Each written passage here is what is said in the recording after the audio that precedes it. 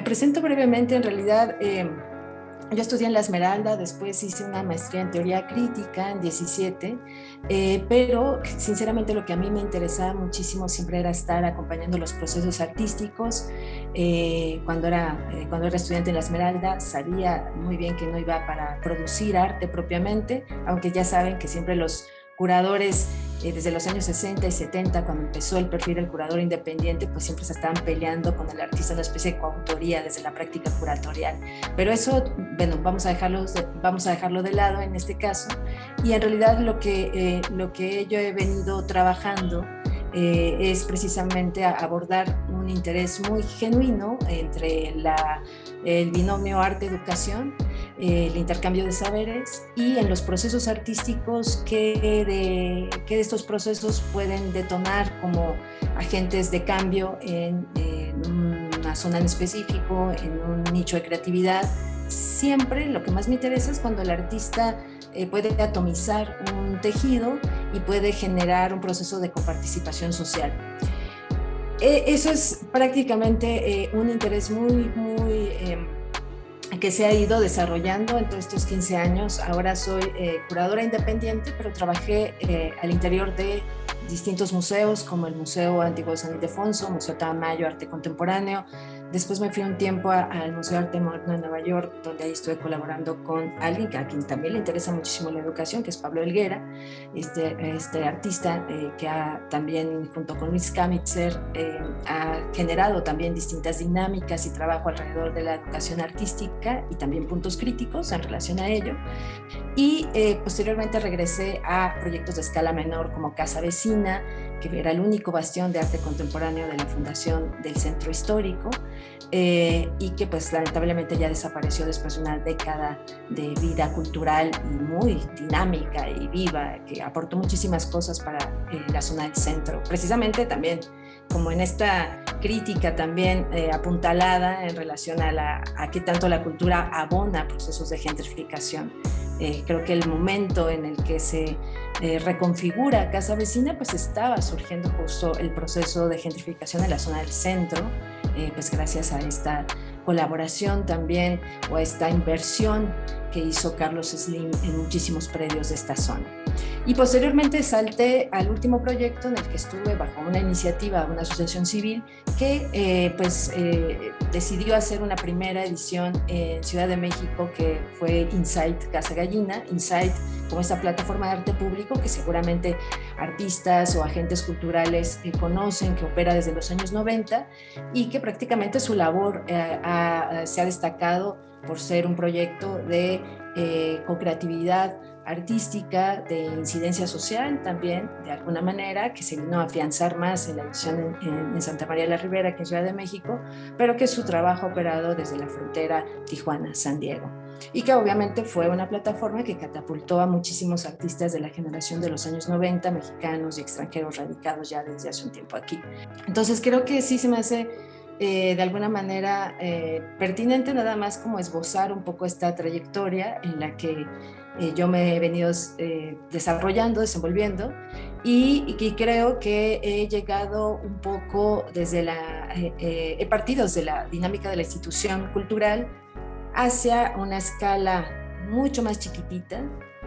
como también pensando en que muchas veces las escalas grandes, cuando somos muy jóvenes, tenemos esta expectativa de poder abarcarlo todo.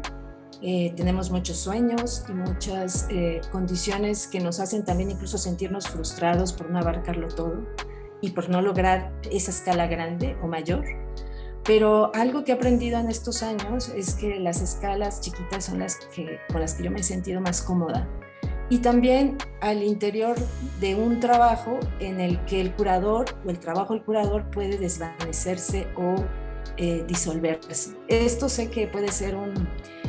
algo bastante fuerte para el perfil de un curador del mainstream del arte contemporáneo, donde todo es visibilidad y shining y pues siempre hay una presencia bastante fuerte, incluso tanto que opaca al artista muchas veces. Creo que para lo que yo he aprendido en estos 15 años, que a lo mejor por los intereses que yo he tenido precisamente en procesos de intercambio de saber es decir, también muy interesada en la parte de la educación artística, creo que ese trabajo desde la invisibilidad se me hace interesante, es decir, hasta qué punto uno puede ir provocando cosas al interior de una dinámica con personas, con un artista o con una serie de personas al interior de una comunidad, y hasta qué punto esa parte de invisibilidad se queda ahí y no es protagónica. Eso he aprendido de las escalas pequeñas, eso he reconocido que me hace sentir un poco más cómoda, y como que los reflectores no se llevan tal vez muy bien conmigo en ese sentido. Y dentro de este panorama o esta trayectoria, lo que me hace pensar muchísimo en el futuro del arte o en la manera en la que la práctica artística se puede repensar desde un lugar que no sea la única vía que dicta el neoliberalismo o el mercado también, es precisamente desde las escalas pequeñas y también en conversación siempre con las generaciones más jóvenes. Recuerdo, por ejemplo, algo que decía Valdesari cuando le preguntaban ¿por qué das clase? Y Valdesari respondía, pues porque me gusta pensar cuál va a ser el arte del futuro. Y eso me pone justo en un momento en el que cumplimos 2 años de pandemia. Yo prácticamente doy clases teóricas en la Esmeralda, no he podido abrazar a mis alumnos, no he podido apachurrar sus cachetes, como me encanta luego a veces mientras hablo, cuando estoy en clase, o apretarles el hombro. Al menos sentir que está la presencia del otro ahí, aunque estén con los celulares y demás, ¿no? Que esa es otra forma también de mirar y de estar en lo presencial. Pero creo que también es interesante pensar, pues finalmente, recuerdo mucho esas palabras de Valdesari cuando las leí en un texto y en una entrevista que le hicieron, y pues sí, justo, estar entre las generaciones más jóvenes es justo imaginar o acompañar ese sueño imaginativo de cómo sería la práctica artística. Y esto lo pongo sobre la mesa en un momento en el que nos hemos acostumbrado en estos últimos 2 años a arrojarnos a la pantalla negra, también a ser parte de muchísimas hipótesis maquiavélicas, conspiracionales, de los grandes emporios digitales, que no dudo que haya gran verdad en eso, y que obviamente pues ustedes seguramente son artistas y agentes culturales súper informados, que leen las estadísticas, los reportes de la gente que está haciendo precisamente el seguimiento a cómo los grupúsculos del poder y del dinero se han hecho más poderosos durante la pandemia, y las comunidades más vulnerables, al contrario, más pobres, más raquíticas. Entonces, en este momento en el que la pandemia nos arroja a ser parte de algo, que nos hace pensar si efectivamente ese algo trajo beneficios individuales, más bien sería pensar en la colectividad, qué beneficios trajo en el momento de pensar la cultura como un agente de cambio, y ya, si me voy un poquito más allá, pero cerquita también, el arte contemporáneo que aporta. Esto lo pongo sobre la mesa porque para la comunidad de artistas y productores del arte de este momento, pues parecía que no había pasado pandemia, ¿no? O sea, parecía que las ferias, aunque no estaban recibiendo presencialmente en 1 o 2 ediciones a la comunidad del arte, la comunidad de la cultura, a los interesados, a los coleccionistas, a los artistas visibles e invisibles, pues parecía que pues aquí no ha pasado nada, y entonces nos volcamos a lo virtual. Creo que en ese sentido pues es interesante pensar esa virtualidad que ha arrojado, a qué nivel de precarización también nos ha sometido, a qué nivel de esclavitud nos ha sometido, y cómo también ha generado ideas sobre la otredad y sobre el otro que se reconfiguran o no. Y me refiero a lo otro no solamente a nuestra propia especie, sino a la forma en la que nos conectamos con otras formas de vida, con la energía cósmica, ¿no? Pero bueno, finalmente creo que esas preguntas podrían ser pertinentes, y yo lo veo en las generaciones las cuales yo opero en la universidad, como acompañante. Siempre les digo que soy un acompañante en ese proceso, en ese camino, como intento serlo ahora como mentora en Piso 16, en el sentido de que alguien que acompaña intenta también como desdibujar la jerarquía, esa jerarquía que es a veces imposible desdibujarla desde la perspectiva de Rancière, que siempre esa jerarquía va a estar presente entre un maestro y un alumno o alumne, pero creo que sí es interesante pensar si esa jerarquía puede suceder de una manera más generosa en un intercambio de saber, de conocimiento. Ahora, ¿qué ha pasado desde esta perspectiva crítica en la que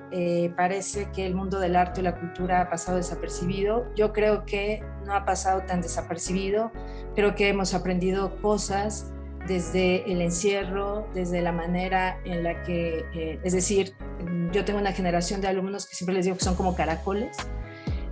son muy tímidos, muy reservados, les da mucho miedo hablar, enunciar cosas, y entonces salen de la caparazón de vez en cuando con 4 ojos, absorben y vuelven a meterse.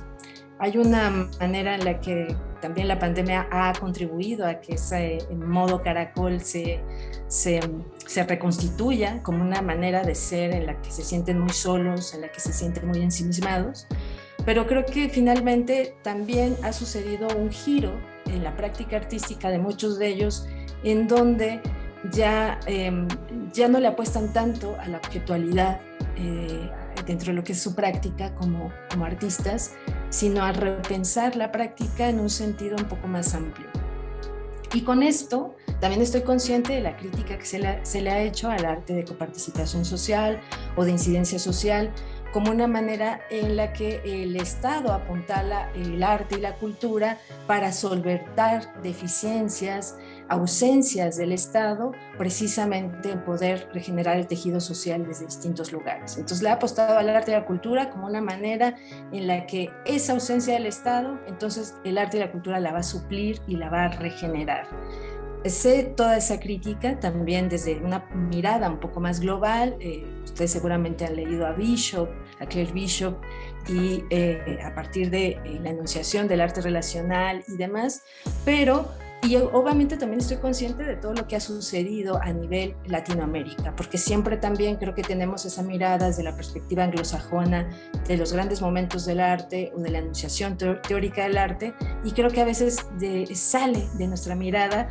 todas las prácticas y los nichos de resistencia que ha generado la producción artística, ligada en muchísimas ocasiones a un posicionamiento político de izquierda en distintos momentos desde Latinoamérica. Entonces creo que en ese sentido la práctica artística, al menos desde Latinoamérica, como la pensaba Gerardo Mosquera, este interesante y dinámico curador cubano, que ha sido una de las voces más críticas en relación a cómo enunciar el arte latinoamericano, creo que en ese sentido también es interesante pensar qué es lo que ha aportado la práctica artística ligada a lo social, ligada al posicionamiento político, y creo que pues justo en este momento muchos de los agentes culturales y de las crecientes de las crecientes generaciones, porque siento que cada vez hay más personas jóvenes que quieren dedicarse al arte, pues están revirando justo a una mirada más amplia y cuestionando si la vía que marca el mercado o el propio sistema neoliberal de ser un artista exitoso, de tener una galería importante para darle visibilidad a su trabajo y obviamente sean autosustentables, es la única vía, ¿no? Obviamente hay muchísimos artistas jóvenes que esa es la vía que buscan y que quieren. Y creo que eso va muy ligado también con la cooptación del propio sistema, de la Matrix, si en algún momento podemos salir de esta Matrix y cómo podemos fisurarla, que es un poco repensar eso desde el arte y la cultura. Cómo repensar críticamente nuestra práctica, cómo revirarla, cómo saber detenernos. Creo que la pandemia fue un gran momento para detener la maquinaria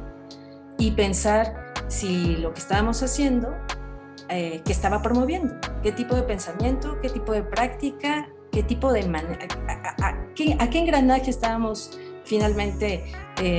apuntalando dentro de esta maquinaria, dentro de esta matriz. Entonces, más bien siento que el artista va generando precisamente un entrecruzamiento todo el tiempo un proceso de inmersión entre la práctica de vida y la práctica artística. Digo, y acaba de morir un grande que pensaba que el arte no tuviera que ser aburrido y que justo, que fue Dan Graham, y que justo generaba a través de la práctica artística una práctica de vida potente también. Entonces creo que en ese sentido pues es interesante pensar cuál va a ser el futuro del arte, cómo lo están pensando las nuevas generaciones y entre ellas incluidos ustedes, porque pues veo sus caritas y yo creo que, o sea, menos de 30 tienen seguro, la gran mayoría. Entonces creo que en ese sentido es interesante pensar cómo están reconfigurando esa práctica, la pandemia cómo ha trastocado ese pensamiento, si los hizo detenerse, los hizo mover cosas, desplazar cosas. Creo que esa sería la gran pregunta. Si nos hizo encerrarnos más, ser más introvertidos, o justo pensar que había una posibilidad distinta a partir de detener la maquinaria y más bien, yo diría, a partir de generar escalas menores o nichos de resistencia que muchas veces son más vivos y dinámicos que esas grandes escalas o esas maneras en las que la visibilidad y la manera en la que se presenta el éxito para un agente cultural puede ser bastante avasallador, ansioso y puede generar demasiado estrés, ¿no? Es decir, la idea del fracaso dentro de la práctica artística y más dentro de la visibilidad en el mundo de la cultura siempre está latente. Soy un buen artista, soy un artista fracasado, soy un artista exitoso, soy un agente cultural que hace bien las cosas o las hace mal. En ese sentido, pues me gusta mucho pensar también en Beckett, ¿no? En el acto fallido beckettiano. Está sobrevalorado el éxito y está poco valorado el acto fallido. Y acuérdense que la práctica artística es siempre todo el tiempo acto fallido. Duda, poca certeza, que eso obviamente no va peleado siempre de construir incluso estructuras disciplinares donde uno va acomodándose y va generando un trabajo consistente y obviamente va generando también una trayectoria que nos conmueva, ¿no? Finalmente como agentes culturales. Creo que si no pensáramos que la cultura y el arte imantan cosas y pueden generar desplazamientos, infiltraciones, fisuras, ya no estaríamos aquí. Estaríamos, bueno, al menos yo, no sé, salvando ballenas, pensando que soy realmente útil, ¿no? A esa otra edad que finalmente he heredado como una otra edad dañada, sufrible,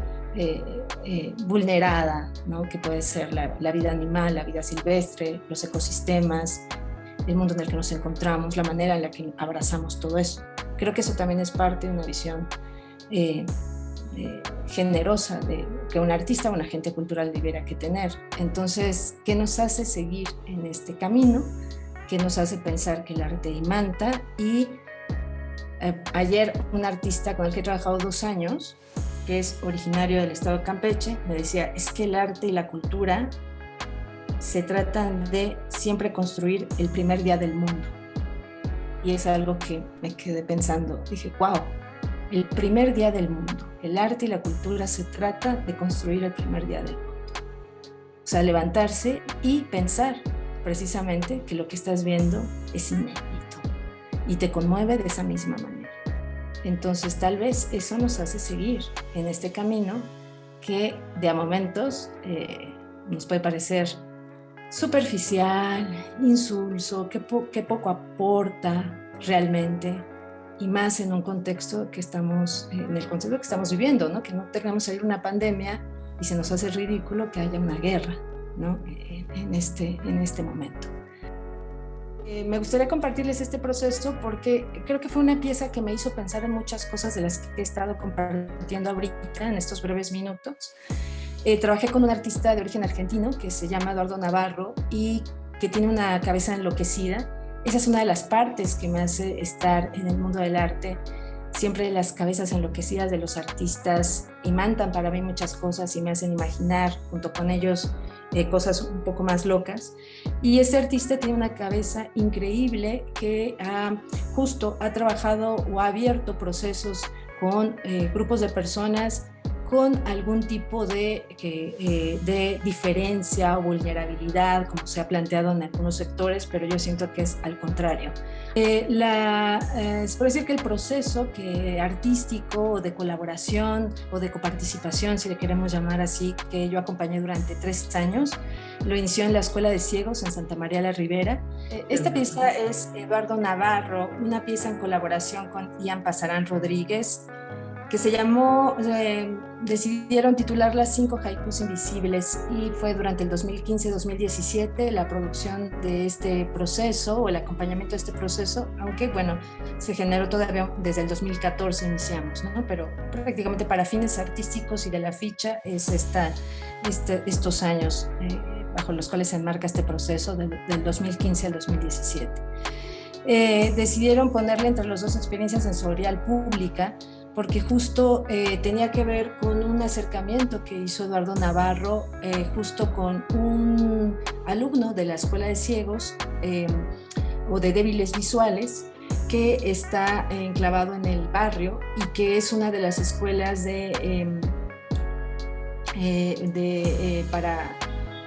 para atender a este tipo de comunidad y también para la comunidad sordomuda, que es la primera en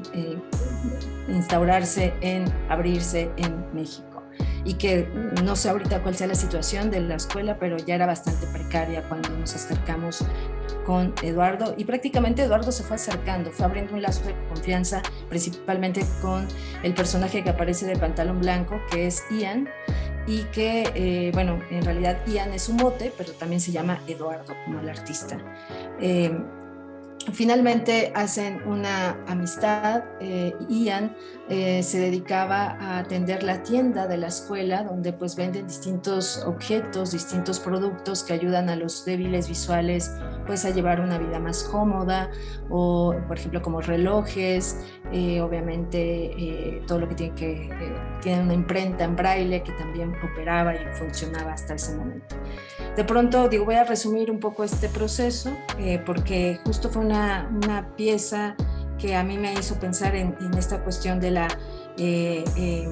domar el ego desde la producción artística, el desdibujamiento de varias cosas que parece que pueden ser imposibles en este tipo de acompañamientos o de colaboraciones. De pronto se hicieron muy amigos Eduardo e Ian, Eduardo el artista e Ian este alumno, que curiosamente también trabajaba como testeador de sabores en una empresa transnacional, donde pues se generan todos los olores, los sabores, los olores para una industria también de perfumería, pero principalmente los sabores para el jamón que consumimos en el súper, para la galleta de chocolate que también, entonces, que tiene sabor a chocolate. Entonces prácticamente Ian trabajaba generando precisamente esos sabores a través de su olfato, trabajando con especialistas en esta empresa transnacional, y ese era un trabajo que tomaba pues justo para apoyarse económicamente. A partir de aquí, la colaboración imaginativa entre este artista y este personaje, este Ian, era imaginar un dulce, era pensar en un dulce que pudiera tener un sabor abstracto. Para ello, el artista invitó a Ian a imaginar y construir un haiku. Ustedes seguramente saben a qué nos referimos con haiku, este tipo de construcción poética muy sintética japonesa. El haiku tendría que ver con una memoria o un recuerdo de Ian a partir de 5 conceptos que le propuso el artista. Uno era afecto, el otro era espacio, el otro era tiempo, el otro era distancia, y ahorita se me va un último que voy a recordar en el camino seguramente. Entonces la intención era generar un sabor específico para este concepto, para esta condición abstracta, donde pues no existe un caramelo que sepa al afecto o que sepa al tiempo, y a partir de los haikus que iba a elaborar Ian, a partir de una memoria muy personal, se iban a elaborar estos caramelos, estos sabores para producir posteriormente un caramelo artesanal. Aquí está Ian del lado derecho con sus gafas y está del lado izquierdo Miguel, que curiosamente es un saborista, un personaje que trabaja en otra empresa muy parecida a en la que colaboraba y también dedicada desde hace 100 años, con sede en Estados Unidos, y una empresa transnacional que se dedica precisamente a eso en nuestro país desde hace ya mucho tiempo. Entonces le contamos un poco el proyecto a Miguel. Miguel se enamoró porque justo tiene un niño, se enamoró del proyecto porque tiene un niño que también tiene autismo. Le interesaba muchísimo la percepción de las personas que tienen una riqueza en su cuerpo por alguna por ceguera o por algún tipo de proceso distinto al de una persona convencional. Y tomó el proyecto y entonces él apoyó justo a Ian a elaborar estos sabores que después se convirtieron en caramelos. Estos son los prototipos de los caramelos, por ejemplo, cada uno correspondía a un haiku de Ian. Y nada más para poner un ejemplo, por ejemplo, el afecto correspondía a la memoria del frutero de la abuela de Ian cuando él estaba pequeño. Entonces, para él el afecto era el olor y el sabor de la fruta madura de la abuela en su casa. Entonces, para él era el afecto y en ese sentido el caramelo sabía a ese momento del frutero, la fruta madura, la abuela, al olor de la abuela. Bueno, aquí estamos justo en esta empresa que se llama Bell, probando los prototipos. Entonces Ian decía, bueno, es que tiene demasiadas notas a canela, no es así, tiene que tener más notas agrias o ácidas, y entonces así fuimos. Lo estoy pasando muy rápido porque en realidad el proceso obviamente es más largo, pero para concretarlo y sintetizarlo aquí, y de pronto ya teniendo estos sabores, al menos en esta forma muy básica y como se podría decir como prototipos, Eduardo y Ian se encierran en un espacio, me piden arcilla para modelar y no me piden que registre ese proceso. El único que entró fue mi jefe de museografía, como para acercarles las cosas. Eduardo se vendó los ojos y con la arcilla para modelar iban probando cada uno un haiku, es decir, un dulce. Y entonces produjeron un objeto, no le podría llamar escultura propiamente, pero un objeto tridimensional, una condición escultórica. Habían esos objetos, obviamente, y ese objeto obviamente iba relacionado a la ingesta, al sabor de estos haikus, de estos dulces. Obviamente, pues Eduardo se cubre los ojos para no estar justo compartiendo la misma condición con Ian, y después cada uno de estos objetos son vaciados en bronce y fueron metidos en estas cajas que parecen pajareras. Aquí aparece Ian midiendo la altura un poco del brazo, donde solamente cabía el brazo hasta el codo. Entonces, quien tuviera la posibilidad de activar esta experiencia sensorial tenía primero que acceder a un dulce,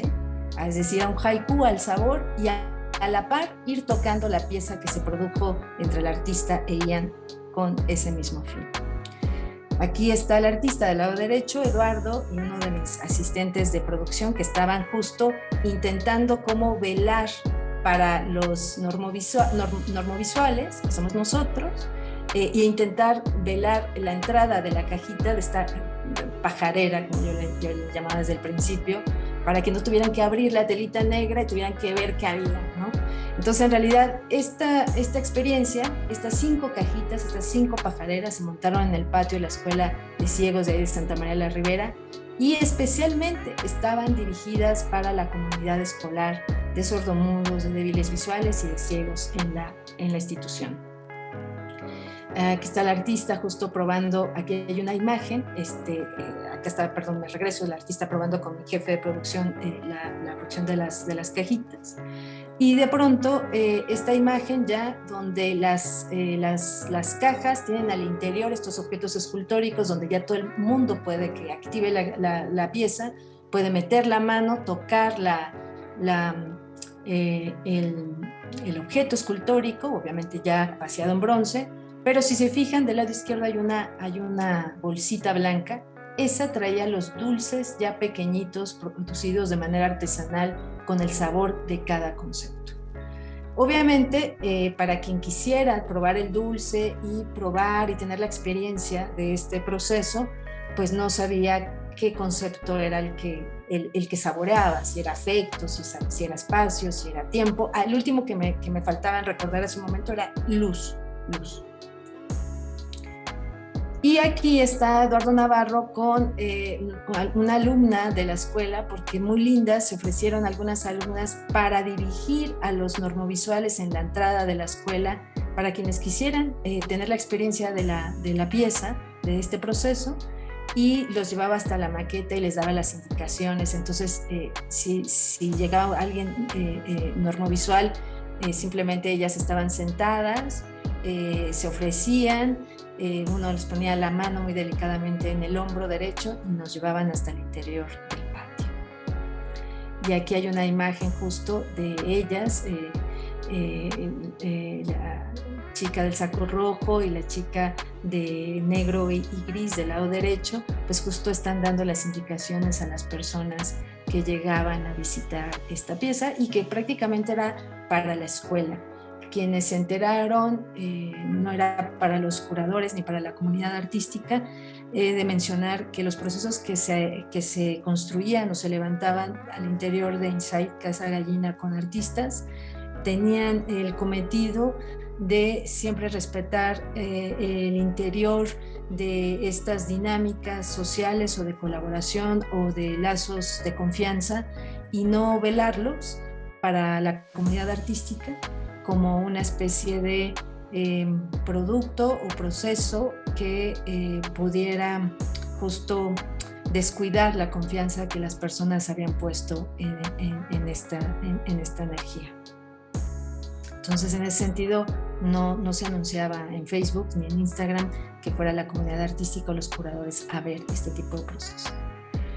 Este es ahí me van diciendo cómo voy de tiempo, por favor. Y este es una clase de sordomudos que era otro tipo de reacción cuando tomaban el dulce y cuando metían la mano. Había mucho más expresión corporal de la cara, del rostro, de las manos, les daba muchísimo temor. Entonces era interesante ver la reacción de ellos también al interior bueno, ya activando la experiencia en sí de la pieza. Estas son otras vistas que les comparto. Y esta es una linda foto de nuestras lindas guías, alumnas de la escuela, preciosas, que compartir y llevar a las personas, incluso a sus propios amigos y colegas a la pieza, invitarlos y estar ellas promoviendo este proceso. Sabían más de la pieza que incluso el artista, la activaban de una manera increíble, se me hacía muy conmovedor. Y justo quería compartir este proceso, que lo describo de una manera muy escueta, muy breve, muy concreta, porque en ese momento, cuando termina Eduardo Navarro este proceso, me doy cuenta que se construye un lazo de confianza muy fuerte, una amistad muy fuerte con Ian, a tal fecha que ahora que hoy nos sorprendió un temblor en Ciudad de México, a veces casi imperceptible en algunas zonas, pero cada vez que tiembla en México, Eduardo manda un mensaje a Ian y a mí de cómo nos encontramos, cómo estamos. Yo pensaba que en ese tipo de procesos no podía generarse a lo mejor un tipo de afecto que superara esa condición profesional que a veces nos hace vincularnos con los otros y donde es necesario cerrar ciclos y generar otro tipo, ¿no?, de desplazamiento en ese afecto. Pero esta pieza me hizo pensar en muchas cosas que todo el tiempo me estoy cuestionando, de hasta qué punto un artista puede domar el ego y puede desdibujarse, o un curador. Y en ese sentido creo que ese tipo de caminos o de acompañamientos son los que a mí me enloquecen más y me interesan más en ese sentido, donde alguien está cantando en penumbra, como Mark Lanegan, ahora que también recientemente falleció, y de pronto le da toda la visibilidad a Isobel Campbell para que luzca su voz, y es un poco eso. Y bueno, pues por ahí creo que ya me marcaron 3 minutos, y justo nada más quería concluir con una notita al calce de este proceso. Después de que Eduardo Navarro termina se podría decir que todo este proceso imaginativo y creativo con Ian, se acerca un curador de un museo importante en México y le ofrece activar la pieza nuevamente en el patio de este museo. Para cualquier artista eso podría ser muy significativo, y casi podríamos pensar que era un sí. Es decir, sí, claro, quiero volver a replicar este proceso en otra institución de museo, en otra institución cultural con mucho más prestigio, tener la visibilidad, bla, bla, bla. Y él dijo que no, que en realidad este proceso comprendía un tiempo, un timing muy especial, un lazo de confianza con una persona, incluso conmigo, que me acompañaba al Montessori a traer a mi hija antes de la comida, y regresamos todavía a seguir chambeando. Y creo que en ese sentido se me hizo como interesante el no. Este proceso se levantó en Santa María la Ribera, fue para la comunidad, lo hice de esta manera, él ahora es mi amigo, hay un afecto, y creo que ya no podría replicarlo. Para mí ya no tendría sentido replicarlo. Entonces creo que en ese sentido también me hizo pensar en muchas cosas en relación a lo que les estaba compartiendo del futuro del arte, aún con toda la crítica que hay en relación a cómo el arte se ha sumado precisamente a esta maquinaria del neoliberalismo, del capitalismo rapaz, para pensar que también es una herramienta que puede regenerar algo que ya está perdido por ausencia de muchas cosas, por olvido. Entonces, creo que me gusta jugar de ambos lados en este comentario, y pues bueno, con eso cierro esta breve experiencia que les compartí. Es muy cortita, la hice de manera muy breve porque el proceso duró 3 años, pero es algo que me gusta mucho compartir por lo que sucedió en el camino. Gracias.